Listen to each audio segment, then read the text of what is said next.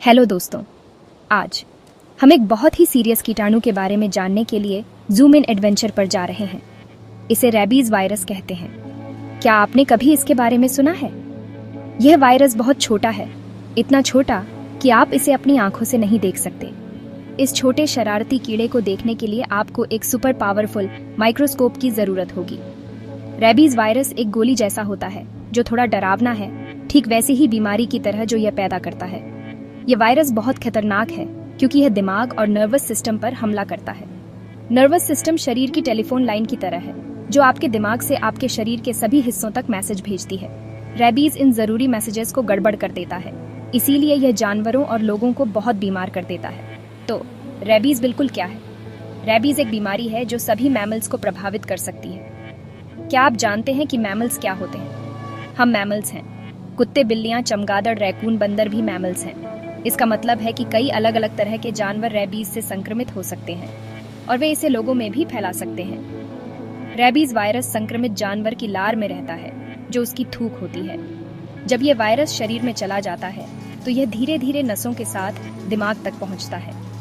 एक बार जब यह दिमाग तक पहुंच जाता है तो यह बड़ी समस्याएं पैदा करना शुरू कर देता है। इस यात्रा में कुछ समय लग सकता है, कुछ हफ्तों से लेकर कुछ महीनों तक, लेकिन एक बार जब लक्षण शुरू हो जाते हैं तो बीमारी लगभग हमेशा जानलेवा होती है। ये समझना जरूरी है कि रेबीज एक जूनोटिक बीमारी है। ये एक बड़ा शब्द है, लेकिन इसका मतलब सिर्फ इतना है कि यह एक ऐसी बीमारी है जो जानवरों से इंसानों में फैल सकती है। इसीलिए जिन जानवरों को आप नहीं जानते, खासकर जंगली जानवरों के आसपास सावधान रहना इतना जरूरी है। रेबीज वायरस बहुत लंबे समय से है, हजारों सालों से। प्राचीन सभ्यताओं ने एक डरावनी बीमारी के बारे में लिखा था जिससे कुत्ते पागल हो जाते थे और लोगों को काटते थे। वे शायद रेबीज के बारे में ही लिख रहे थे। हालांकि यह एक पुरानी बीमारी है, यह आज भी दुनिया के कई हिस्सों में एक समस्या है। इसलिए हम सभी को बहुत सावधान रहना चाहिए और यह सीखना चाहिए कि खुद को और अपने प्यारे दोस्तों को कैसे बचाएं। रेबीज वायरस एक मुश्किल वायरस है। यह कुछ समय के लिए शरीर के अंदर छिपा रहता है, इससे पहले कि यह परेशानी पैदा करना शुरू कर दे। इस छिपने की अवधि को इंक्यूबेशन पीरियड कहते हैं। इस दौरान जिस जानवर या व्यक्ति में वायरस होता है वह पूरी तरह से सामान्य दिख सकता है और महसूस कर सकता है। वे बिल्कुल बीमार नहीं लगेंगे, लेकिन उनके शरीर के अंदर वायरस बढ़ रहा होता है और दिमाग के करीब और करीब जा रहा होता है। इसीलिए आप सिर्फ देखकर यह नहीं बता सकते कि किसी जानवर को रेबीज है या नहीं। वायरस की यह चालाकी इसे और भी खतरनाक बनाती है। यह हमें याद दिलाता है कि हमें हमेशा सतर्क रहना चाहिए और संभावित रेबीज एक्सपोजर के मामले में कभी कोई जोखिम नहीं लेना चाहिए। अब आइए जूम इन करें कि यह बुरा वायरस एक जगह से दूसरी जगह कैसे फैलता है। रेबीज फैलने का सबसे आम तरीका संक्रमित जानवर के काटने से है। याद है, हमने कहा था कि वायरस लार में रहता है। जब रेबीज से संक्रमित जानवर किसी दूसरे जानवर या इंसान को काटता है तो उसकी थूक से वायरस घाव में चला जाता है। ये ऐसा है जैसे वायरस को नए शरीर में प्रवेश करने का मुफ्त टिकट मिल गया हो। काटने के घाव से वायरस अपनी लंबी और धीमी यात्रा शुरू करता है। यह नसों के जरिए यात्रा करता है, जैसे कोई कार हाईवे पर चल रही हो, सीधे सेंट्रल नर्वस सिस्टम की ओर, जिसमें स्पाइनल कॉर्ड और बहुत जरूरी दिमाग शामिल है। यह ट्रांसमिशन का मुख्य रास्ता है। लेकिन रुकिए, और भी बहुत कुछ है। काटना सबसे आम तरीका है, लेकिन सिर्फ यही तरीका नहीं है। कभी कभी रेबीज फैल सकता है अगर संक्रमित जानवर की लार आपके खुले कट, खरोंच या त्वचा पर घाव में चली जाए। यह तब भी फैल सकता है अगर संक्रमित लार आपकी आंखों, नाक या मुंह में चली जाए। इसे नॉन बाइट एक्सपोजर कहा जाता है। उदाहरण के लिए, अगर किसी संक्रमित कुत्ते ने आपके हाथ पर खुले घाव को चाट लिया तो वायरस उस तरह से आपके शरीर में प्रवेश कर सकता है। यह काटने की तुलना में कम आम है, लेकिन यह अभी भी संभव है। इसलिए किसी जानवर को छूने के बाद अपने हाथों को अच्छी तरह से धोना हमेशा एक अच्छा विचार है, खासकर जिसे आप नहीं जानते। आप सोच रहे होंगे कि कौन से जानवर रेबीज ले जाने की सबसे ज्यादा संभावना रखते हैं। दुनिया के कई हिस्सों में कुत्ते इंसानों में रेबीज का मुख्य स्रोत है, इसीलिए कुत्तों का टीकाकरण इतना जरूरी है। अन्य जगहों पर जैसे उत्तरी अमेरिका और यूरोप में जंगली जानवर सबसे बड़े वाहक हैं। इनमें रैकून, स्कंक, लोमड़ी और खासकर चमगादड़ जैसे जानवर शामिल हो सकते हैं। चमगादड़ के काटने बहुत छोटे हो सकते हैं, कभी कभी सुई की नोक जितने छोटे, इसलिए किसी व्यक्ति को पता भी नहीं चल सकता कि उसे काटा गया है। ये चमगादड़ों को रेबीज ट्रांसमिशन के लिए एक खास चिंता का विषय बनाता है। यह एक अच्छा नियम है कि किसी भी जंगली जानवर को कभी न छुएं या पकड़ने की कोशिश न करें, चाहे वह कितना भी प्यारा क्यों न लगे। तो क्या आपको रेबीज वाले जानवर को सिर्फ सहलाने से रेबीज हो सकता है? जवाब आम तौर पर नहीं है।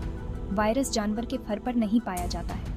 आपको यह भी नहीं हो सकता है अगर संक्रमित जानवर का खून, पेशाब या मल आपकी त्वचा पर लग जाए। वायरस को लार से आना होता है और त्वचा में टूट फुट या आपकी म्यूकस मेम्ब्रेन जैसे आपकी आंखों या मुंह में प्रवेश करना होता है। इसे समझने से हमें यह जानने में मदद मिलती है कि असली खतरा क्या है और क्या नहीं। मुख्य बात यह है कि ऐसे जानवर की लार से संपर्क से बचें जिसे संभावित रूप से रेबीज हो सकता है। इसका मतलब है कोई काटने नहीं, खुले घावों पर कोई चाटने नहीं और बहुत बहुत सावधान रहना।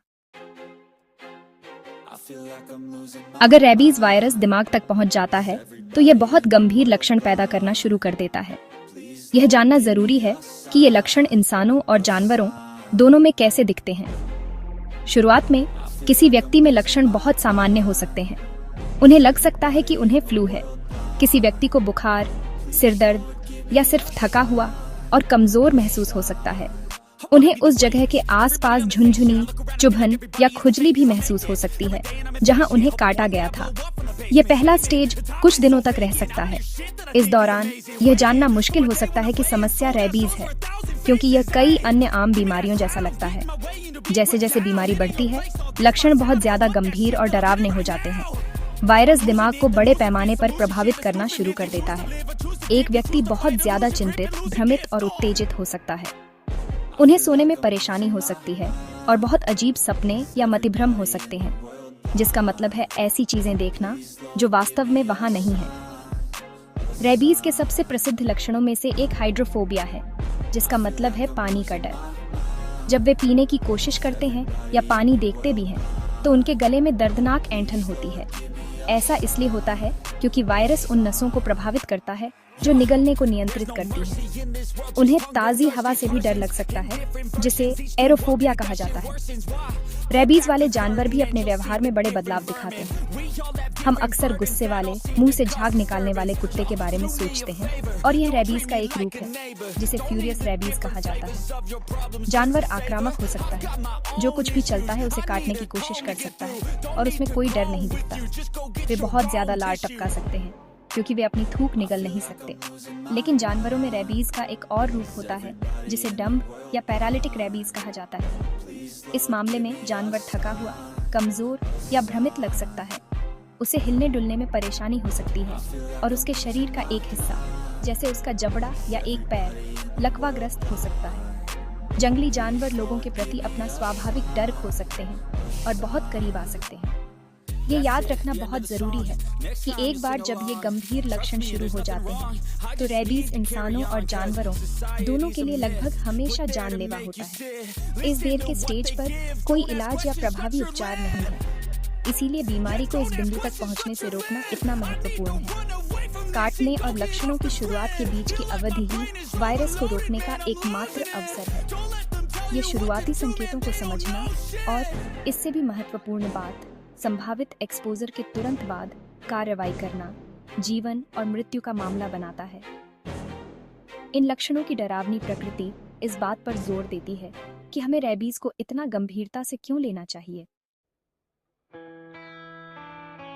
रेबीज से लड़ने का सबसे अच्छा तरीका यह सुनिश्चित करना है कि आपको यह कभी न हो, और अच्छी खबर यह है कि रेबीज 100% रोकी जा सकती है। रेबीज को रोकने में सबसे महत्वपूर्ण कदम जानवरों का टीकाकरण करना है। अगर आपके पास पालतू कुत्ता या बिल्ली है, तो उन्हें रेबीज का टीका लगवाने के लिए पशु चिकित्सक के पास ले जाना आपकी जिम्मेदारी है।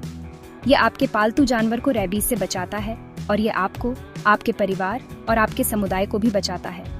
कई जगहों पर अपने पालतू जानवरों का टीकाकरण करना कानून है। इसे अपने प्यारे दोस्त के लिए एक सुपर हीरो शील्ड समझें। यह एक साधारण इंजेक्शन है जो कई जानें बचा सकता है। रोकथाम का एक और महत्वपूर्ण हिस्सा जानवरों के काटने से बचना है। आपको कभी भी ऐसे जानवर के पास नहीं जाना चाहिए जिसे आप नहीं जानते, खासकर अगर वह आवारा या जंगली जानवर हो। भले ही वह दोस्ताना लगे, आप कभी भी निश्चित नहीं हो सकते। बच्चों को सिखाएं कि अगर कोई अजीब कुत्ता पास आए तो पेड़ की तरह खड़े हो जाएं, हिले नहीं, चुप रहें और कुत्ते की आंखों में न देखें। रैकून, चमगादड़ या लोमड़ी जैसे जंगली जानवरों को कभी भी खिलाने या छूने की कोशिश न करें। अगर आपको कोई जानवर अजीब व्यवहार करते हुए या बीमार दिखता है तो उससे दूर रहें और किसी बड़े को बताएं। बड़ा व्यक्ति फिर एनिमल कंट्रोल या स्थानीय अधिकारियों को मदद के लिए बुला सकता है। किसी बीमार या घायल जंगली जानवर की मदद अकेले करने की कोशिश कभी न करें। लेकिन अगर सावधानी बरतने के बावजूद आपको किसी ऐसे जानवर ने काट लिया या खरोंच दिया जिसे रेबीज हो सकता है, तो आपको क्या करना चाहिए? आपको तेजी से काम करना होगा। पहला और सबसे महत्वपूर्ण कदम तुरंत घाव को अच्छी तरह से धोना है। बहुत सारे साबुन और बहते पानी का उपयोग करें और कम से कम 15 मिनट तक उस जगह को धोएं। ये साधारण क्रिया बहुत सारे वायरस को धो सकती है और आपके जोखिम को बहुत कम कर सकती है। घाव धोने के बाद आपको तुरंत डॉक्टर को दिखाना चाहिए। इंतजार न करें। डॉक्टर को उस जानवर के बारे में सब कुछ बताएं जिसने आपको काटा था, वह कैसा दिखता था और वह कहाँ गया। ये जानकारी बहुत मददगार होती है। डॉक्टर तय करेगा कि आपको रेबीज को रोकने के लिए इंजेक्शन की एक सीरीज की जरूरत है या नहीं। इसे पोस्ट एक्सपोजर प्रोफाइलैक्सिस या संक्षेप में पीपी कहा जाता है। ये पुराने फिल्मों की तरह पेट में एक इंजेक्शन नहीं है। यह कुछ हफ्तों में बांह में दिए गए इंजेक्शन की एक सीरीज है। उपचार में रेबीज इम्यून ग्लोबुलिन नामक एक डोज भी शामिल है जो आपके शरीर को तत्काल सुरक्षा देता है, जबकि वैक्सीन काम करना शुरू करती है। यदि आपको काटने के तुरंत बाद यह उपचार मिलता है तो यह बीमारी को रोकने में लगभग 100% प्रभावी है। तो याद रखें, घाव धोएं, डॉक्टर को दिखाएं और अगर आपको जरूरत है तो इंजेक्शन लगवाएं। यह आपकी जान बचा सकता है।